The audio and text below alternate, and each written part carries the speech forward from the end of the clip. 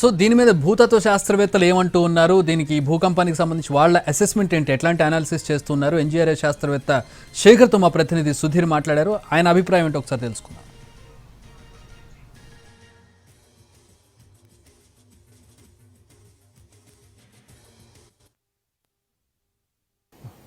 తెలుగు రాష్ట్రాల్లో ఈరోజు ఉదయం భూకంపం వచ్చినట్టుగా రిక్టర్ స్కేల్ మీద చూపించడం జరుగుతుంది. ఈ విషయానికి సంబంధించి మనతో మాట్లాడడానికి ఎన్జీఆర్ఐ సీనియర్ సైంటిస్ట్ శేఖర్ గారు మనతో ఉన్నారు. వారిని తెలుసుకునే ప్రయత్నం అయితే చేద్దాం. సార్ చెప్పండి, తెలుగు రాష్ట్రాల్లో ఈరోజు భూకంపం వచ్చినట్టుగా ప్రజలైతే చెప్తున్నారు, ఇది వాస్తవా? భూకంపం వచ్చింది, అన్ని ఇన్స్ట్రుమెంట్స్ కూడా రికార్డ్ అయినాయి. మామూలుగా ఏదైతే అర్త్క్వేక్స్ వస్తే రికార్డ్ అయ్యే ఇన్స్ట్రుమెంట్స్ని వచ్చేసి సైస్మోగ్రాఫ్స్ అంటాం. సో మన ఎన్జీఆర్ఐకి సంబంధించి 7-8 స్టేషన్స్ నెట్వర్క్ ఒకటి ఉంది. సో అది ఆల్రెడీ అన్ని స్టేషన్స్లో రికార్డ్ అయింది. ఈ 5 magnitude అండ్ అబవ్ ఉంటే అంటే ఆ earthquake waves through out the globe ఎక్కడైనా ట్రావెల్ అవుతాయి అన్నమాట. మనుషులు చాలా మంది ఫీల్ అవ్వరు, కానీ దగ్గర ఉన్న వాళ్ళు తప్ప దూరం ఉన్న కొద్దీ ఫీల్ అవ్వరు, వేవ్ ఎనర్జీ డై అయిపోతుంటుంది. సో ఈరోజు వచ్చిన అర్త్క్వేక్ గోదావరి గ్రామీణలో గోదావరి ఏరియాలో వచ్చేసింది. సో ఈ రెడ్ పాయింట్ వచ్చింది కదా, ఇది ఈరోజు వచ్చిన పాయింట్ అనమాట. సో ఇది చూస్తే ఈ మొత్తం ఎల్లో కలర్ జోన్ 3లో ఉందన్నమాట, సైస్మిక్ జోన్ 3. సైస్మిక్ జోన్ 3 అంటే magnitude 5 up to 6 వరకు మనం ఎక్స్పెక్ట్ చేయొచ్చు. సో ఈరోజు వచ్చింది 5.0. ఇంతకన్నా ముందు 69లో ఇదే ఏరియాలో ఎర్త్క్వేక్ వచ్చింది భద్రాచలం రీజియన్లో, అది 5.7 మ్యాక్సిమం అనమాట. అంటే ఈ రీజియన్లో ఇప్పటి వరకు రికార్డ్ అయింది మ్యాక్సిమం 5.7, ఇప్పుడు వచ్చింది 5. సో ఇది నార్మల్ బ్యాక్గ్రౌండ్గా ఇంత మ్యాగ్నిట్యూడ్ అయితే మనం ఎక్స్పెక్ట్ చేయొచ్చు. నెక్స్ట్ ఇంకా మిగతా ప్లేస్లు ఏదైతే హైదరాబాద్లో ఫీల్ అయిందన్నది అదే వేవ్స్ ఇక్కడ ఫీల్ అయ్యారు, కానీ ఇక్కడ కొత్తగా వచ్చిన అర్త్క్వేక్స్ ఏం కాదు, అది ఆ వేవ్ ఎనర్జీ ఇక్కడ వరకు వచ్చి ట్రావెల్ అయింది, వీళ్ళు ఫీల్ అయ్యారు అనమాట.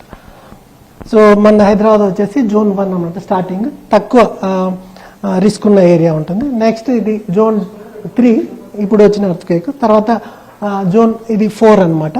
సో హిమాలయాస్ ఇదంతా జోన్ 5 అనమాట. ఇది మ్యాక్సిమం ఎర్త్క్వేక్స్ ఇక్కడ వస్తాయి. సో ఇది రిస్క్ ఎక్కువ, ఇది రిస్క్ తక్కువ. ఇది సెకండ్ జోన్ 3లో ఉందన్నమాట. జోన్ 1 ఏం లేదు, జోన్ 2 నుంచి స్టార్ట్ అయింది. జోన్ 2, 3, 4, 5.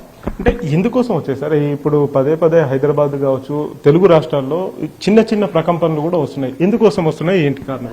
సో ఇదంతా మళ్ళీ మెయిన్ ఏంటంటే Indian plate subducting below Eurasian plate ఇది. సో దీనివల్ల స్ట్రెస్ బిల్డ్ అయిన తర్వాత ఎక్కడైతే వీక్ జోన్స్ ఉన్నాయో అది అర్త్క్వేక్ ద్వారా ఎనర్జీని డిసిపేట్ అవుతాయి, ఎనర్జీ రిలీజ్ అవుతాయి. సో అదే భాగంగా ఈ గోదావరి గ్రామీణ కానీ కొంచెం ఈ ఒంగోలు రీజియన్ కానీ మన తెలుగు రాష్ట్రాలకి సంబంధించి రిస్క్ ఎక్కువ ఉన్న ఏరియాస్. అంటే ఇప్పుడు పరిస్థితి ఏంటి సార్? ఇప్పుడు ప్రస్తుతం హైదరాబాద్ కావచ్చు, మిగతా ప్రాంతాల పరిస్థితి అంటే అర్త్క్వేక్ వచ్చింది కాబట్టి దాని తర్వాత కూడా ఆఫ్టర్ షాక్స్ అని వస్తాయి అనమాట. ఒక 5 magnitude వచ్చినాయంటే దానికన్నా తక్కువ అర్త్క్వేక్స్ వస్తూనే ఉంటాయి. వారం పట్టొచ్చు, నెల రోజులు కూడా అవుతుండొచ్చు. సో అదేంటంటే సర్దుబాటులో భాగంగా సో చిన్న అర్త్క్వేక్స్ రావడానికి ఛాన్స్ ఉందన్నమాట. ఈ జోన్ తప్ప మిగతాది తక్కువ రిస్క్ ఉన్న ఏరియా అనమాట, జోన్ 2 అంటాం. సో అది మ్యాక్సిమం 5 వరకు రావచ్చు. సో ఏదైతే ఇప్పుడు వచ్చిందో ఇది 6 వరకు రావచ్చు maximum. So next 7 and above అనేది 5 జోన్ 5లో అనమాట. సో ఈ రిస్క్కి మనం ప్రిపేర్ అయి ఉండాలి. దీనికి అనుగుణంగా మనం కట్టుకున్న బిల్డింగ్స్ కానీ ఏమన్నా ప్రిపేర్ అయిపోవాలి. అంటే ప్రస్తుతం గోదావరి పరివాహక ప్రాంతాల్లో ఈ భూకంపం వచ్చిందని చెప్పేసి అంటున్నారు. గోదావరి పరివాహక ప్రాంతాల్లో ఇప్పుడు ప్రస్తుతం గోదావరి ప్రాంతంలో వాటర్ కూడా లేదు కాబట్టి, ఆ ఫ్లోటింగ్ కూడా లేదు కాబట్టి ఎందుకోసం ఇక్కడే వచ్చింది? గోదావరి వాటర్కి సంబంధం లేదు, మామూలుగా ఎక్కడైతే ఫాల్ట్ వీక్ జోన్స్ ఉంటాయో అక్కడ అర్త్క్వేక్స్ వస్తాయి. సో గోదావరి రివర్ అన్నప్పుడు అది మామూలుగా ఫాల్ట్ జోనే. నెక్స్ట్ కొన్ని ఒంగోలు ఏరియా అక్కడ కూడా ఫాల్ట్ జోన్స్ ఉన్నాయి కాబట్టి అవి అర్త్క్వేక్స్ వస్తాయి. అది జోన్ 3లో ఉంది, అందుకే. సో మనం 6.6 వరకు ఎక్స్పెక్ట్ చేయొచ్చు అనమాట.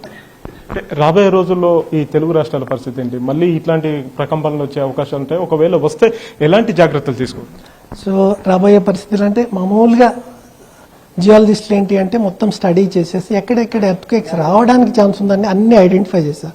సో వాటికి అనుగుణంగా మనం జాగ్రత్త తీసుకోవాలి. మన ఫ్యూచర్ బిల్డింగ్ ఏదైనా కన్స్ట్రక్షన్స్ కానీ వస్తే వాటికి అనుగుణంగా తీసుకోవాలి.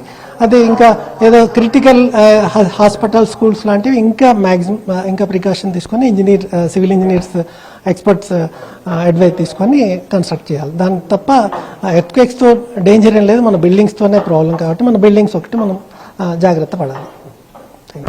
ఏది ఏమైనా తెలుగు రాష్ట్రాల్లో సంభవించిన భూకంపం ఏదైతే ఉందో అది పెద్ద సమస్య ఏం కాదు, అది పెద్దగా తీవ్రతతో కూడిన భూకంపం అయితే కాదని చెప్పి చెప్తున్నారు. ప్రస్తుతం సేఫ్ జోన్లోనే ఉన్న తెలుగు రాష్ట్రాలు రాబోయే రోజుల్లో కూడా ఎలాంటి ఎర్త్క్వేక్ వచ్చినా కానీ ఎలాంటి ఇబ్బంది పడాల్సిన అవసరం లేదు. ఎప్పుడైనా ఎర్త్క్వేక్ వచ్చినప్పుడు, భూకంపం వచ్చినప్పుడు వెంటనే ఇళ్లలో నుంచి బయటికి వచ్చేసి ప్రాణాలు కాపాడుకోవాలని చెప్పేసి అయితే సైంటిస్టులు సూచిస్తున్నారు. కెమెరామెన్ రాజ్ కుమార్తో సుధీర్, ఎన్టీవీ.